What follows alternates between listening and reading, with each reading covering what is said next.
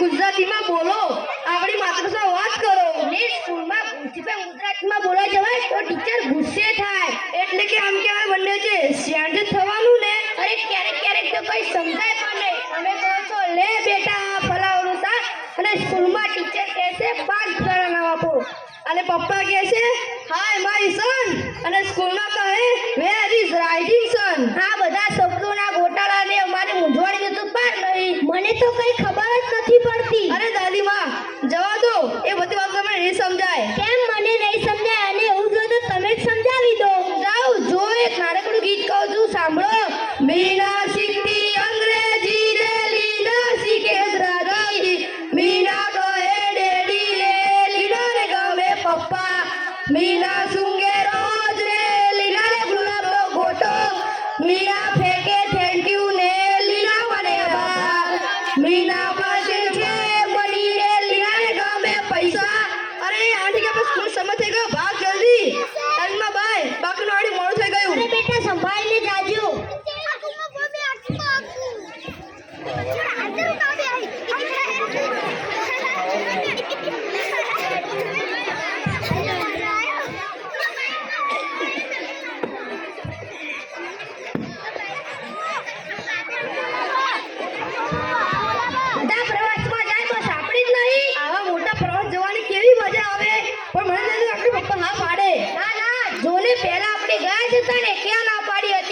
સરસ નાસ્તો બનાવી આપ્યો હતો ને, એ તો સવારથી સાંજ જવાનું હતું ને. આમાં તો કેમ 3000 રૂપિયા ભરવાના છે. પપ્પાથી કંજૂસ હમણાં તો પડી જશે. જોજે ને જવાશે જ નહીં તો શું કરશું? જીત કરશું, ભૂખતા કરશું, પણ પ્રવાહ જવા પૈસા તો લેશું જ. આ સમર કેમ્પમાં છે કુલી મળવા જવા આપણે મન ન થાય. મારે એ બધી બેન પડે જવાની છે. આ વખતે આપણે મારું નથી હો.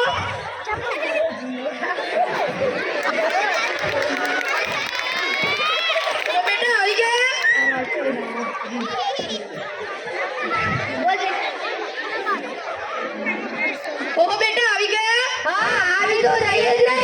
કેમ આજે આમ બોલો છો? ભૂખ લાગી છે? તમારા માટે ગરમ નાસ્તો તૈયાર જ છે હો. અમારે નાસ્તો નથી કરવો. પણ થયું શું?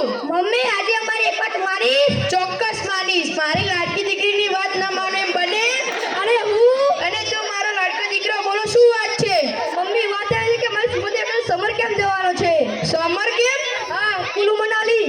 એમાં મારા બધા મિત્રો જવાના છે. કેટલા પૈસા ભરવાના છે? ફક્ત 3000 રૂપિયા. 3000? મમ્મી ત્યાં સુધી તો આટલું હોય જ ને. મારા બધા મિત્રો કદી બસ સસ્તા માટે દિવસ લે છે. પણ બેટા તો સ્ટુડન્ટ કલ્ચર છે ને એટલે.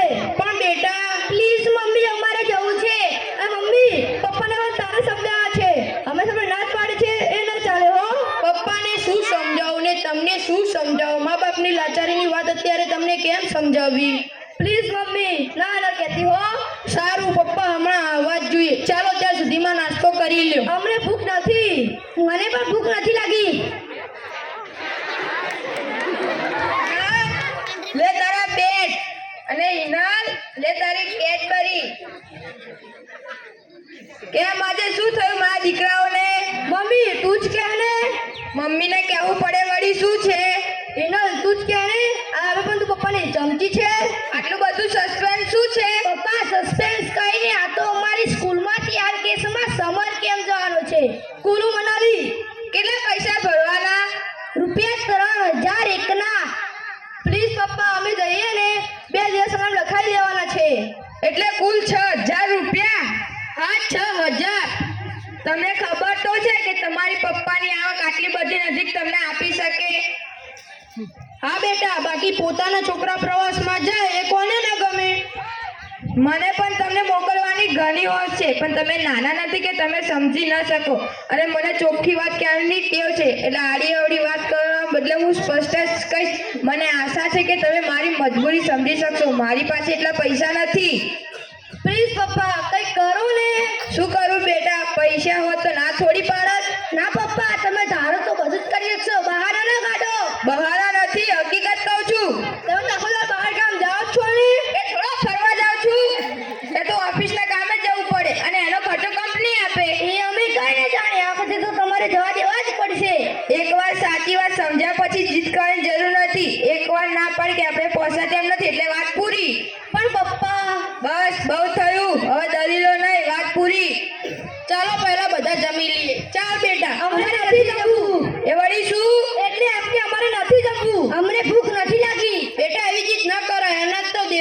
એમનું અપમાન ન કરાય.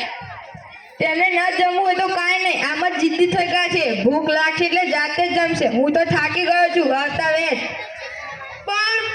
પણ ને બંધ કાંઈ નહીં. હવે લોકો નાના નથી, તમે સમજતા શીખવું જ પડશે. એકવાર સાચી વાત સમજ્યા પછી જીત કાંઈ જરૂર નથી. હવે શું મારે ચોરી કરી કે ઉધાર માંગવા? જોયું ને, મને ખબર કે ના જ પાડશે, બના તૈયાર જ હોય છે. પણ હવે શું કરશું?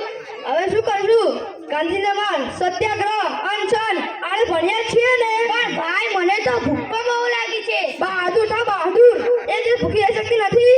પણ એક 30માં પૈસા નહીં આપે તો જરૂર આપશે. આપણે ભૂખ્યાને પણ નહીં ગમે, એને તો આપણને ખબર જ છે. આ વખતે પપ્પાને પૈસા આપવા જ પડશે.